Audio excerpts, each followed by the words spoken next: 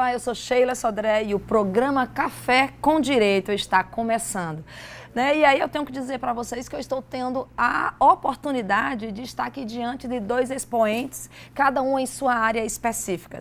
São seres inquietos e, quanto isso, estão sempre buscando e cada vez mais conhecimento. Então eu estou aqui do lado de José Rufino, tá? Que é um artista plástico já renomado aqui no nosso estado e de forma internacional. Também escritor, né, do livro O Contos Afagos e professor na Universidade Federal da Paraíba.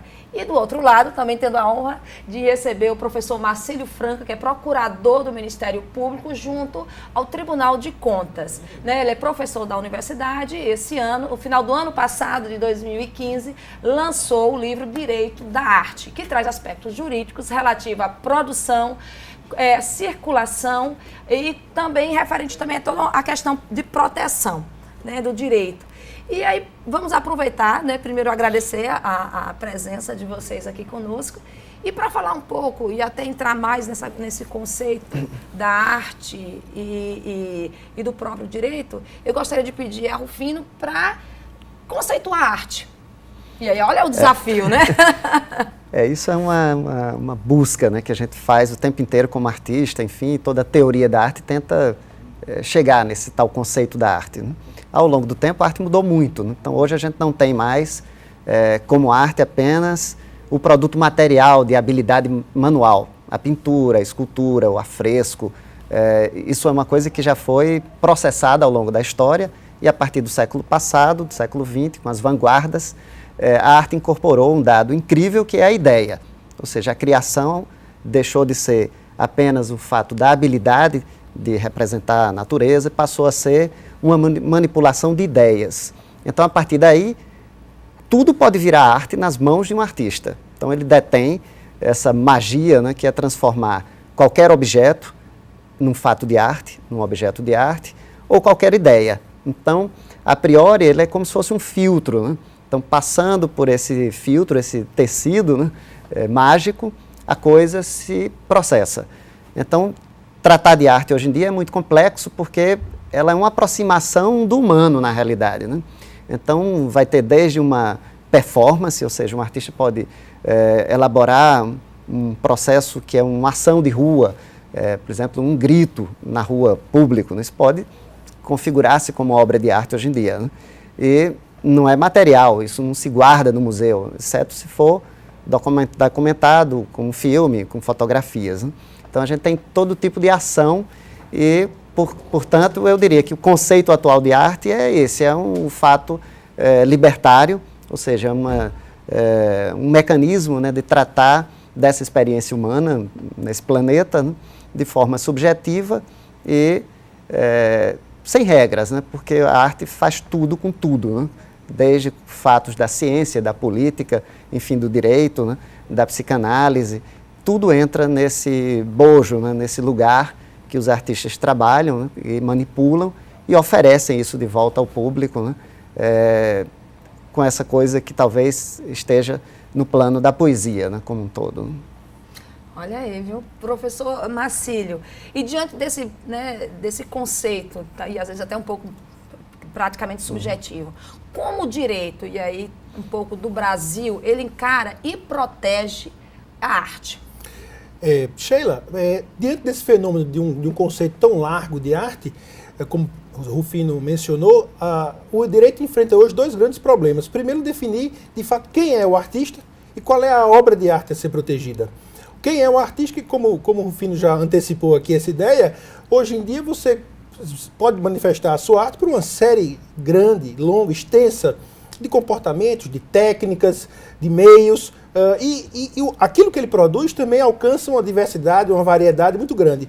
E o nosso direito, muitas vezes, não está preparado tecnicamente para compreender esse universo artístico. O direito protege, sobretudo a começar do direito constitucional, as manifestações artísticas, a liberdade do artista e tal, mas na hora de transformar aqueles comandos constitucionais em normas de maior significação, de maior detalhamento, e ele encontra, sem dúvida, uma dificuldade. Há casos interessantes na justiça brasileira e na jurisprudência internacional que tratam exatamente essa dificuldade de juízes que não conseguem definir se um determinado objeto é uma obra de arte, não é uma obra de arte, como classificar determinado objeto. Enfim, são problemas que o direito enfrenta hoje com alguma frequência. A arte brasileira, nos últimos anos, vem conseguindo um prestígio internacional que é inegável. Produz-se e se consome mais arte no Brasil e arte brasileira de maneira geral, e o judiciário brasileiro, os advogados brasileiros são colocados diante de desafios assim, a tentar adaptar ou moldar uma legislação que não é nova, o direito está sempre um passo atrás da sociedade, que é muito mais veloz, para tentar compreender esses novos fenômenos da arte. José Rufino, vocês como artista, você transita muito bem nesse meio. Sente essa carência dessa proteção? Esbarra normalmente com essa falta de proteção do Estado? E aí eu falo do Estado até como poder político, como poder jurídico mesmo? Bom, para começar, a atividade artística, né, do artista contemporâneo no Brasil não é reconhecida. Então, as atividades de arte performática, né, de música, de teatro e tal, de circense, né, são reconhecidas. A atividade de artista plástico, não. Né? O artesão, por exemplo, é reconhecido, né? Mas essa atividade dessa produção mais subjetiva, né, e mais poética, não. Né? A arte tem se colocado, mais recentemente, muitas vezes, em conflito com o próprio Estado. Né? Eu acho que faz parte dessa tendência libertária, né, desse desejo libertário da arte, muitas vezes questionar o próprio Estado de Direito, né? E colocar-se sempre nesse lugar perigoso também, né? Como se estivesse sempre andando sobre um muro muito fino, muito delgado, né? Entre a ética, não ética, né? Mas, por outro lado, se ressente disso também, né? De um certo amparo, né? Muitas vezes, por exemplo, ao longo da vida, né, o artista acumula muitas obras. E o artista não é museu, não é instituição. E aí, isso é uma grande dificuldade no Brasil, né? É a conservação do acervo, né? Então, a gente vive essa situação hoje, muitos artistas no Brasil que têm uma produção enorme, guardada, né, em depósitos ou nos seus próprios ateliês ou residências, né, sem, digamos, um controle, uma proteção, um conjunto de normas, né, para ajudar, né, nessa documentação, para saber o que sai, o que fica no Brasil, né, o que é patrimônio nacional, né, o que já alcançou, digamos, esse patamar, né, de responder por uma nação, né, culturalmente. E eu sou favorável a isso, né, que não existe um controle, mas um acompanhamento e, de alguma forma, mecanismos de apoio, né? Talvez editais específicos, por exemplo, para a conservação de acervos particulares, porque o artista, que é o criador, né, detém não só o direito material, né, físico, sobre aquilo que produz, uma instalação, uma pintura, uma escultura, ou mesmo uma performance, né, que ele também tem o direito sobre aquilo, como também o direito moral. Então, toda aquela invenção do artista pertence a ele, até que morra, né, e depois fica para os descendentes, a guarda e também comercialização dessas ideias, né, por um certo tempo. Né. Então, acho que a gente poderia ter, certo, um amparo, né, de alguma forma para isso, né, para que o acervo fosse cuidado, né, ao longo do tempo. Né. Ok, e o Estado deveria fazer isso muito bem, que às vezes a gente vê, por exemplo, alguns museus aqui, né, às vezes em universidades fechadas. Onde fica essa conservação, esse cuidado realmente, né? Mas olha, a gente vai ter que deixar até um pouco dessa tua resposta, que eu acho, pergunta, mais ou menos, inquietação. O professor Marcílio tem muito bem com o direito de sequência, mas você vai ter que permanecer aqui assistindo o programa Café com Direito para aprender mais um pouquinho sobre direito e arte. Já já retornamos com o programa Café com Direito.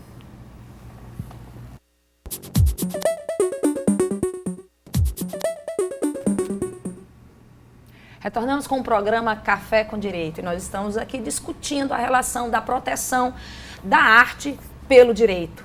E no bloco anterior, o artista plástico Zé Rufino estava exatamente falando sobre essa questão da segurança, né, do direito do artista em vida e após, né, a morte, ou até esse período todo de conservação e de comercialização dessa obra. E aí eu deixo uma pergunta para o professor aqui, Marcílio. O direito de sequência, ele é exercido e como ele funciona hoje no Brasil?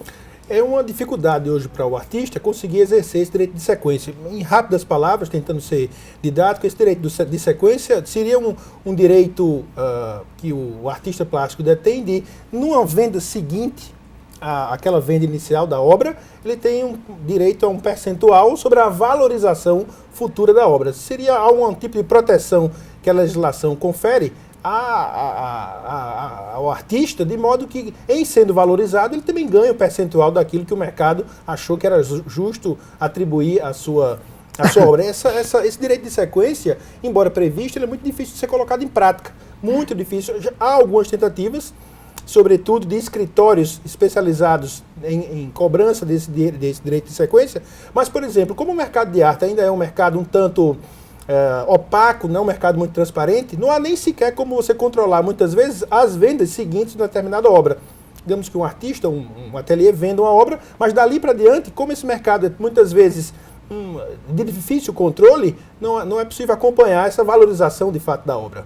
Pois é, José Rufino, esse contrato, ou muitas vezes essa comercialização entre o artista e a galeria, tem uma regra, existe várias legislações para proteger, e até exclusivamente no direito civil. Mas como é que funciona realmente na prática, até como uma forma de futuramente você exigir um direito de sequência? Como ele funciona? Como assim, ele estava falando, o mercado de arte ainda é isso que ele chamou de opaco, né? Mas eu acho que a gente caminhou muito bem nos últimos tempos para, digamos, criar o chamado sistema de arte no Brasil, né? Que envolve as galerias e seus galeristas, né? As produtoras, os críticos de arte, as instituições, as casas de leilão, os escritórios de advocacia, enfim, as seguradoras, os fundos de investimento, que já existem, inclusive no Brasil, de arte contemporânea, né?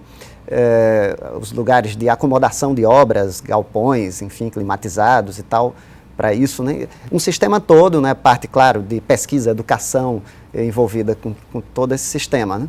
Essa relação específica, né, artista-galeria, né, é talvez a coisa mais delicada na criação, porque quando a gente fala que a arte é livre e o artista cria com liberdade, e antes de tudo, esse ato libertário que eu me reporto, né, na realidade a gente cria mais ou menos com liberdade, né, porque a gente já tem a limitação técnica. A gente pode ter um sonho, um delírio de inventar algo poeticamente livre, mas eu dependo da quantidade de tintas, do tamanho da tela, ou dos materiais que eu disponho, do corte que eu vou fazer numa madeira e não pode ser do jeito que eu quero.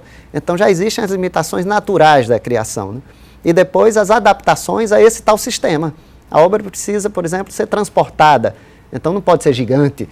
Então a gente vai se acomodando a isso, né? E na outra ponta do ateliê, do estúdio do artista, está esse mercado representado pelas galerias, as feiras de arte, o mercado secundário, que é esse que envolve as casas de leilão e os lugares, as lojas, enfim, que revendem, né? E essa relação, então, primeira se dá com a galeria. Não há no mundo inteiro como florescer dentro do sistema de arte internacional sem esse contrato artista-galeria, porque é a galeria que está diante do sistema, ela que digamos, exibe, né, o trabalho do artista em muitas frentes ao mesmo tempo, né? Via de regra, se trabalha com uma percentagem de 50-50, né? O artista produz, manda suas obras em consignação, geralmente, mas às vezes a galeria compra, né, por 50% do valor.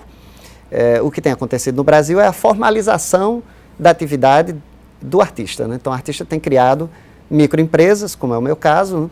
E a partir daí tudo fica formalizado através da venda nas galerias, né? É muito bom para todas as partes, né? Inclusive porque o artista passa a fazer parte da economia formal, né? E isso eu acho que dá até um prazer, né? De você ver que pode ter, por exemplo, funcionários, você vê que motiva, né, a economia através da invenção poética, né? Isso eu acho que é uma coisa muito favorável. Mas é uma relação muito delicada mesmo, muitas vezes por isso, né? Porque imagina um artista jovem, uma galeria detecta que esse artista tem potencial, que sua obra pode ser pertinente, eu prefiro usar essa palavra do que talento hoje em dia, né? e adquire, por exemplo, uma boa quantidade de suas primeiras obras e deixa ali meio congelado no acervo, na reserva técnica da galeria, né? Uma galeria de arte contemporânea, espera 4, 5 anos, quando o artista já ganhou alguns prêmios, circulou em exposições, coloca no mercado por um valor bem mais alto, né? Então, esse jogo, né, é muito difícil muitas vezes para o artista. E aí entra de novo a necessidade do suporte jurídico, né, desse amparo, né? Então, quanto mais complexo se torna o processo do artista, mais importante ele fica dentro desse sistema, mas ele depende também, certo, do apoio jurídico para tudo que faz. Mesmo porque a criação envolve terceiros, envolve a mão de terceiros, a habilidade de outros hoje em dia, né? Muitos artistas não fazem nada, ficam sentados, têm ideias, desenvolvem projetos e outros executam. A documentação das obras é feita por terceiros, muitas vezes, né? Fotógrafos, videoartistas, né, que documentam aquilo e muitas vezes também tem ruídos aí no direito à imagem, né? Exato. Então, acho que essa relação entre galeria e artista, ela precisa ficar mais clara no Brasil, né, e no mundo todo também. Pois né? é, até passando aqui para o professor, até porque nós já temos grandes galerias, até internacionais no Brasil. Como que a gente consegue funcionar, já que nós temos esse mercado crescente de arte, com essa equiparação de fora, essa proteção? Nós temos um mercado hoje importante no Brasil. Como eu disse, a gente produz e consome muita arte. Aquela ideia que o senso comum às vezes reproduz do artista solitário no seu ateliê, pintando o quadro, isso hoje em dia é muito poético. Isso hoje em dia deixa de ser a maioria dos casos. Há um artista, como lembrou o Rufino, que conta com mão de obra pesada, grande, chega a montar de fato uma empresa. Uma categoria hoje que é o artista empresário, né? Os artistas estão se tornando isso hoje em dia. E o ajudante tem um papel dentro dos ateliês também importante, aquele cara que ajuda, que manipula. Essa figura também comum na arte contemporânea do artista, que não é mais o que põe a mão, seja na escultura, seja no pincel, concebe a obra e leva para uma fundição para fazer, ou alguém que coloca. Isso torna difícil essa relação do direito com esses personagens. A relação, para falar a verdade, com o Estado é sempre difícil. Essa relação do artista com o Estado é muito complicada, no sentido, por exemplo, de obter apoios, no sentido de algum tipo de amparo, até quando o Estado compra obras. Às vezes o Estado quer ser uma espécie de júri estético. Esse Estado esteta é sempre complicado. De definir um tipo de estilo. Eu compro, mas eu quero assim, interferir na obra. É sempre muito... o limite a se respeitar das autonomias de parte a parte é um cordão muito tênue, uma linha muito estreita. E só voltando um pouco para aquilo que a gente estava discutindo antes, onde é que fica realmente a responsabilidade do Estado diante, por exemplo, de um artista chegar no museu que seja público, de responsabilidade pública, e a sua obra está deteriorada, por exemplo, ou então abandonada. Como exigir, como cuidar disso? De fato, já desde o final do século XIX, que se garante ao artista o direito à integridade da sua obra. Tratados internacionais, leis de diversos países já garantem que, independentemente de você ter ou não vendido a obra, se a obra ainda está nas mãos do artista, ou se ele já alienou a um terceiro, ele tem direito que a sua obra seja preservada. Aquilo faz parte da dimensão mais elementar da personalidade de um artista. Chama-se direito à integridade da obra. Inclusive na casa de um colecionador particular. Exatamente. Não é porque você compra uma obra que você tem direito de destruí-la, ou não é porque você comprou um mural de azulejos que amanhã ou depois você quer reformar a sua casa, só fazer joga. De jeito nenhum. O artista tem que ser consultado. Aliás, os artistas, até mesmo por falta de escritórios de advocacia que lidem com essa questão, sequer sabem desse direito e são surpreendidos. Eu já escutei mais de uma vez artistas, não, aconteceu. Eu vendi, passei e soube depois que ele destruiu, que ele teve que fazer uma reforma, que a mulher não gostava mais daquela cor, enfim, casos assim. E ficam surpresos quando sabem que não, você tem direito à integridade da sua obra, inclusive em praça pública também. Se uma prefeitura coloca num chafariz, num parque, instala no meio de uma praça uma escultura, aquilo também é protegido. É interessante ver que há já há muito tempo estável no mundo do direito um ramo do direito que se chama o direito do patrimônio cultural. Mas esse direito do patrimônio cultural não é suficiente para proteger todas as obras, porque como o Rufino mencionou, nem toda obra às vezes alcança aquele patamar de ser considerado um patrimônio cultural daquela cidade, daquele estado e tal. É outro processo para considerar isso. Exatamente. O direito do patrimônio cultural, ele protege uma esfera, um tipo de manifestação artística, digamos, quase na esfera pública, quase no cenário público. Daí a importância de você consolidar no país algo que já existe fora do país, que é um direito da arte, que pode vir a suprir essa lacuna, de conferir um tipo de proteção, um tipo de amparo, um status mais adequado ao artista. Quando ele vende uma obra, quando ele mantém ainda a obra no seu ateliê, guardado, protegido, quando ele ainda não vendeu aquela obra, não é ainda um patrimônio histórico, não é ainda um patrimônio cultural, mas deve ser algo que ainda mereça proteção. Se a gente for esperar a legislação, pode ser que demore, a não ser que a gente comece a fazer por meio de um ativismo judicial e os advogados começar a exigir isso em petições. Mas a gente vai discutir mais um pouquinho, vamos aprofundar sobre realmente o direito, né, e a arte no próximo bloco. Já voltamos com o programa Café com Direito.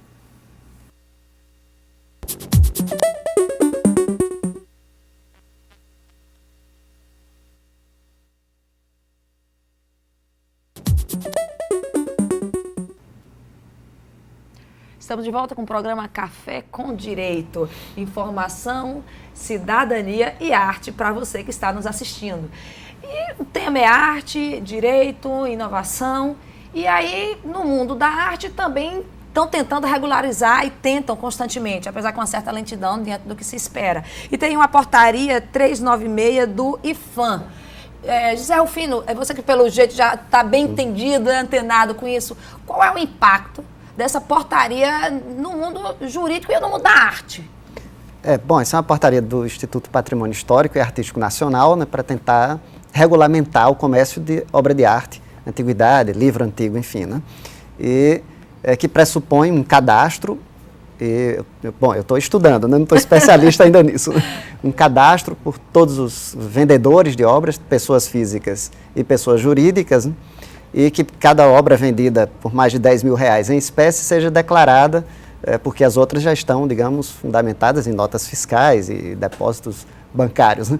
Mas uma coisa me chamou muita atenção foi, a gente vai ter que, digamos que, apresentar um cadastro, uma listagem de obras ao IFAM, disponíveis para comercialização.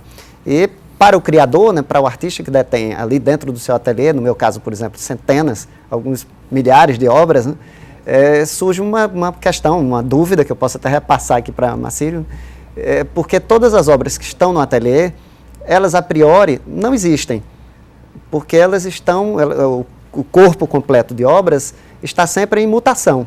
Eu posso desistir de uma obra, eu posso olhar para ela, ela pode ter 15 anos ali na parede do ateliê, e eu posso olhar e dizer, não gosto mais, eu vou desmanchar e vou repintar, ou vou cortar essas obras antigas aqui, juntar numa outra, ou simplesmente vou queimar, porque... Como se não tivesse acabado ainda. Isso, porque nenhuma obra dentro do ateliê está exatamente acabada. Então é só essa mente do artista, né, que decide num certo momento, pronto, agora isso pode sair, né, para o tal sistema de arte, para um museu, para uma exposição, para uma galeria, né? Então, o que está lá, apesar de precisar, e aqui pode até parecer uma contradição, do artista querer a proteção, né, ele também pode destruir tudo, ele pode transformar tudo em outra coisa, né? Então, o que fazer nesse caso, né? Já que o artista também, como pessoa física ou jurídica, se constituiu uma microempresa para vender suas obras, tem todo esse patrimônio, certo? E aí mutante. tem que ir o passivo, ou ativo da empresa, no caso específico, né? Catalogar, declarar, né? E aí? Mas, de fato, há essa complicação, porque, como eu já disse antes, não há essa limpidez, digamos, dos procedimentos artísticos. O artista está sempre em mutação, ele pode querer destruir a sua obra. Há obras que são concebidas para durar pouco, por exemplo. Eu, infelizmente, Rufino, não vou poder lhe dar uma resposta, porque a portaria do último dia 15 de outubro, e ela foi concebida para atender a uma demanda muito específica, muito pontual. que era tentar acautelar um pouco compradores e vendedores contra a lavagem de dinheiro com obras de arte, que é um problema que vem ganhando repercussão nos últimos tempos. Me parece que esse seja o grande foco dessa norma, dessa portaria do IPHAN, e não exatamente o produtor inicial, o artista, de onde nasce, de onde emana a obra de arte. Quanto a esse aspecto específico da lavagem, a nova portaria adota, de fato, alguns procedimentos interessantes, atendendo a padrões internacionais, inclusive com troca de informações com o COAF, um Conselho Nacional que cuida de atividades financeiras. A portaria tende a organizar o que a gente chama de um sistema de vendedores de obras de arte. Isso inclui casas de leilão, sebos, vendedores de mapas, não só obras tradicionais com escultura ou pintura também. Essa questão que tem esse mito ou dito popular de que esse universo que a gente está aqui discutindo de arte, ele é um universo muito elitista. Né? Assim, ele está muito além, até por conta dos próprios os valores dessas obras. E esse mito é muito ruim, porque, por exemplo, quando você escuta que um quadro, um Picasso foi roubado e tal, geralmente as pessoas dizem, quer que tenha um milionário que perdeu, só que as pessoas esquecem, por exemplo, que um Picasso no mercado negro vai ser trocado por armas, por drogas, vai alimentar o terrorismo, ou seja, essa engrenagem do roubo de obra de arte, hoje em dia, ela está conectada de maneira muito próxima com outras facetas do crime organizado tenebrosas. Daí a importância de você desfazer esse mito, que o acesso à arte também é algo que todo mundo tem direito a ver um Picasso, um Monet, as pessoas têm direito de ver isso, e que o combate a esse tipo de roubo com obra de arte, falsificação, na verdade você está combatendo outras manifestações do crime organizado, tráfico de drogas, tráfico de armas, o terrorismo. São muitas as... Esse controle do preço, do valor da obra, ela é muito subjetivo ou tem como se ter algum controle sobre isso? Porque muitas vezes até se utiliza, como se usa, para lavagem de dinheiro ou para se esconder patrimônio, né? Como o artista tem algum tipo de controle sobre isso, sobre o valor? Existem parâmetros, assim, dados pelo próprio meio da arte, né? Por exemplo, isso que eu chamo de pertinência, né? Um artista que pode ser muito jovem, pode ter 20 anos, mas a sua primeira obra, ela era necessária nesse momento social, político, filosófico, né? Então ela chega como para preencher uma espécie de nicho, né? que o mundo pedia, né? Então esse é o trabalho que vai florescer, né? Que vai ser importante e, portanto, seus valores também podem subir muito, né?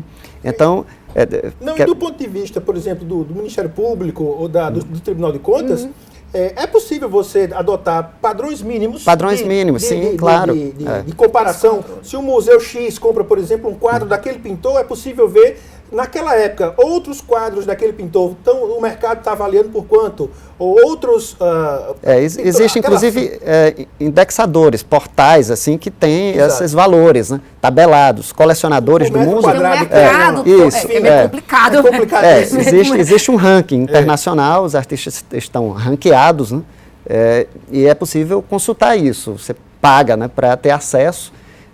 E claro, né, como hoje toda a produção circula pelo meio, pela web, né, é possível consultar para ver em que nível aquele artista está, quantas exposições participou, prêmios que recebeu, textos críticos que tem, sua colocação no mercado de arte, né? Então, esse valor, na realidade, ele é meio ajustado entre artista, galeria, é uma espécie de negociação que acontece ali, mas o galerista tem muito esse papel de olhar para o trabalho e ver a importância que ele tem diante da história da arte, da história da estética, da história das ideias, e dizer, isso vai ser importante logo agora e, portanto, já pode começar com um valor maior. Agora, se aquilo é apenas algo que já se processou na arte, que não oferece nada novo, aquilo não tem nem espaço, certo? Nem chega, né, no lugar de importância dentro do mercado. Eu gosto geralmente de dizer que o mercado de arte é como se fosse um mercado de bolsa de valores, só que muito mais interessante, porque vai chegar na subjetividade do criador. Então, por exemplo, eu, José Rufino, posso estar bem ranqueado ali, o mercado está de olho, mas de repente eu abuso arte, né? E não quero mais produzir e acabo com aquilo. Então, eu posso eu próprio romper, certo? Esse percurso, né? Então, o comprador de arte, ele está atento a tudo, né? Ele acompanha, inclusive isso, ele tem que passar a entender de filosofia, dos humores, exatamente. Claro, então, é mais interessante. E o fato, a experiência, o objeto artístico, né, a ação artística, é a coisa mais especial que a humanidade pode produzir. Um Porsche, uma Ferrari, uma coisa assim, pode só existir uma no mundo, mas é um carro, certo? Um carro arte, se um artista fizer uma escultura em forma de carro, aquilo não se acaba, aquilo é atemporal, né? Então, se teve pertinência na história da arte, vai estar sempre se transformando e seu valor não cai. Já o valor de uma Ferrari vai caindo ao longo do tempo, né?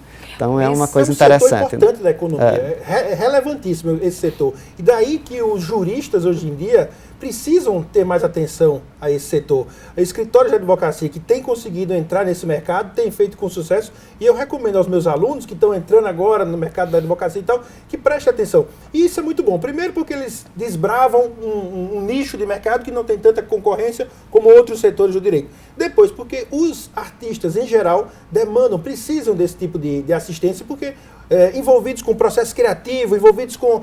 Eles não têm tempo de lidar com essa, digamos, essa burocracia, essa teia normativa que os protege, que às vezes também pode ser nociva a um artista. Até porque, e aí, esse universo de arte está sempre em ebulição, e vocês têm outras manifestações de arte surgindo nesse universo. Como você estava falando nos bastidores sobre a questão do grafite, por exemplo. O grafite é uma nova manifestação artística que recentemente redescoberta, já vinha desde o final dos anos 60, agora alcança preços estratosféricos em casas de leilão e passa por um fenômeno agora interessante que o direito ainda não consegue dar uma resposta. Imagine você, já houve mais de um caso em que um artista, um grafiteiro famoso, pinta um muro, um portão, e vai lá alguém e arranca aquela pele do muro e leva para uma galeria e vende por uma nota sem dar crédito, sem dar qualquer percentual tal, ao artista, o grafiteiro que fez aquilo. E como lidar com esse problema? A quem pertence o grafite que não foi solicitado? Ao dono da parede, da casa, do muro, ou ao artista que fez aquilo? E o outro lado também existe, né? Assim, os artistas hoje manipulam imagens que já existem, imagens de terceiros o tempo inteiro, né? Por exemplo, existe um retorno agora à pintura figurativa. A pintura, inclusive, hiperrealista, né? E muitas vezes isso é feito com imagem capturada da internet, entre aspas, roubada, projetada sobre uma tela ou uma parede, né? E o artista, então, pinta figuras que ele nem conhece, né? Anônimos que estão por aí pelo mundo, né? E manipula essas imagens à sua maneira, à sua necessidade, né? Então, isso é uma outra coisa. A gente também precisa do direito quando faz isso, né? Eu, por exemplo, faço, às vezes, obras que têm participação de outros, né? Estou fazendo uma recentemente, por exemplo, eu faço os carimbos das mãos de ex-funcionários de uma usina de açúcar. E isso, quer dizer, o autor sou eu. A obra tem a minha assinatura, mas o conjunto de dezenas de mãos só existe porque eu fui atrás de outras pessoas, tive contato físico e elas cederam, digamos ali, esse momento de suas impressões, né? E aí como eu preciso de uma proteção, preciso de documentação dessas pessoas para fazer essas imagens circularem, onde fica, né, esse trânsito. Né? Esse detalhe que Rufino chama atenção agora, dessa aproximação da arte com o direito do trabalho, você pode ver, por exemplo, que esse entrechoque da arte com as narrativas dos direitos humanos são cada vez mais frequentes. Também a arte serve para denunciar casos de violação de direitos humanos, pode servir também para reconstruir a paz num país que foi devastado pela guerra civil. A arte pode terrivelmente também servir como ferramenta de divulgação de práticas de genocídio, de incentivo à violência. A arte já foi também utilizada para isso, para esse lado negativo. Ou seja, a arte, sem dúvida nenhuma, a arte é um campo imenso e importante. E me parece que o direito ainda não despertou completamente para tentar compreender melhor quem é o artista e o que é a obra de arte. Pois é, eu tenho um programa de 32, 33 minutos e eu até me empolguei querendo fazer tanta pergunta, infelizmente a gente não consegue. Para você ver como é um tema ainda a ser explorado, a ser pesquisado, a ser buscado.